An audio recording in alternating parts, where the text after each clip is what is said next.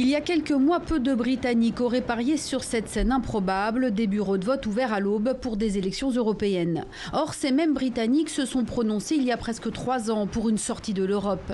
Un Brexit voté, mais toujours pas concrétisé. Alors, ce que semblent réclamer les électeurs pour faire leur choix, c'est une position claire des partis politiques sur la question du Brexit. À Bruxelles, il y a encore beaucoup de pouvoir de décision concernant le Brexit. Le fait d'avoir plus de députés qui s'opposent au Brexit aurait un certain impact, je pense. Ce que nous envoyons en Europe pour une courte période avant que le Brexit ne se produise devrait être des personnes qui se soucient de l'Union européenne et de la place du Royaume-Uni en Europe. La première ministre Theresa May pourrait être la première à faire les frais de l'impasse dans laquelle le pays est plongé, travaillistes et conservateurs n'ayant pas réussi à trouver d'issue.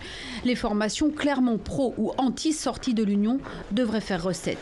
En tout premier lieu, Nigel Farage, le chantre du Brexit, avait quitté la scène politique. Il revient en force et sans nuance. Allons droit au but. Nous avons voté en faveur du départ et pourtant, 3 ans après, notre gouvernement et le Parlement n'ont pas tenu parole. Ils ont trahi toutes leurs promesses et c'est pourquoi nous sommes en campagne électorale. Toute cette affaire est absurde. Côté Remain, restés, les Lib Dem, les libéraux démocrates sont crédités dans les sondages d'un très bon score. Les Verts pourraient se révéler. Mais même élus, ces ardents défenseurs d'une Europe unie risquent de ne pas essuyer longtemps les bancs de Bruxelles.